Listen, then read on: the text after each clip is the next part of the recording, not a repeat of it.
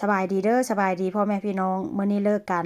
แล้วมื้อนี้คุณซ่าก็มารับเดินนางมารับพี่น้องเอ้ยมื้อนี้ก็ได้นางเข้างานกะเช้านางก็เลยแบบว่าเลิกบ่าย2:30ว่าซั่นซะนางกินข้าวกินน้ำอยู่บ่อนเฮ็ดงานแล้วก็มารับเมียมื้อนี้ก็ยังใส่เสื้อผ้าเฮ็ดงานอยู่พี่น้องเพราะว่าหยังนางเปลี่ยนโซนเฮ็ดงานใหม่โซนที่ว่านางเฮ็ดงานหั้นมันบ่มีแบบว่ามันบ่มีบ่อนอาบน้ำพี่น้องเขาเจ้ากำลังสร้างเพราะว่าโซนเก่าหั้นมีบ่อนอาบน้ำเวลาเฮ็ดงานแล้วเลิกงานเลิกการแล้วก็อาบน้ำแล้วก็กลับบ้าน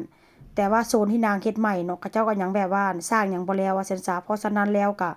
เวลาออกจากบ่อนเฮ็ดงานก็เลยต้องได้ใส่เสื้อผ้าแล้วก็ไปอาบน้ำอยู่บ้านมื้อนี้ก็จะถ่ายภาพบรรยากาศข้างนอกมาให้เบิ่งพี่น้องมื้อนี้บอกได้เลยว่าอากาศก็เป็นครึมฟ้าครึมฝนแต่ว่าก็บ่หนาวเพราะว่าตื่นแต่เช้าไปส่งลูกชายเนาะโอ้ยพี่น้องร้อนขนาดเลยมื้อนี้ก็แต่ว่าฟ้าเป็นสีบดๆคือแบบว่าคือฝนสิตกนี่แหละว่าซั่นซะแต่ว่าก็บ่ตกเด้อก็แบบว่าอากาศเริ่มก็อีกประมาณ2เดือนพี่น้องก็สิหมดหน้าหนาวว่าซั่นซะเนาะแต่ว่าปีนี้ก็ค่อนข้างจะหนาวหลายแล้วก็หนาวจัดทั้งที่ว่าหิมะบ่หันตกก็ตกค่อนข้างอ้าวหลายว่าซั่นซะหลังจากนั้นก็สิไปแวะซื้อของต่อหลังจากเลิกงานมาแล้วก็ไปแวะซุปเปอร์มาร์เก็ตต่อพี่น้องซื้อเห็ดอยากกินซุปเห็ดแต่ว่าบ่มีข้าวเหนียวเด้ออันนี้40 บาทพี่น้องสะระแหน่แต่ว่ามันก็บ่แซ่บคือบ้านเฮาดอกมันออกเป็นจังได๋บุเป็นเผ็ดๆแต่ว่าก็กินพอหายยากว่าซั่นซะสะระแหน่แล้วก็หอมปอมหรือว่าผักชีถุงละ40 บาท40 บาทได้หลายอยู่เด้อพี่น้อง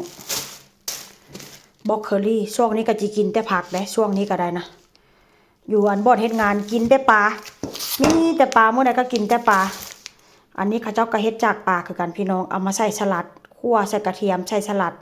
เฮ็ดน้ำมันร้อนๆเฮ็ดกระเทียมแบบว่า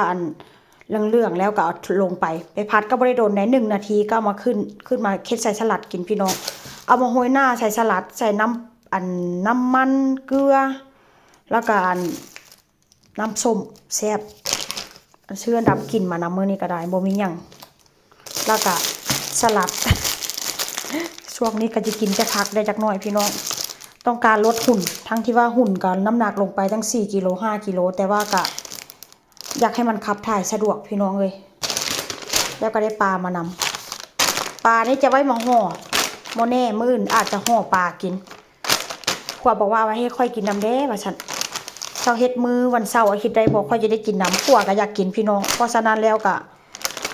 สิเอาไว้กินตอนเสาร์อาทิตย์แต่ว่าก็ต้องไปซื้อหมึกซื้อกุ้งมาเพิ่ม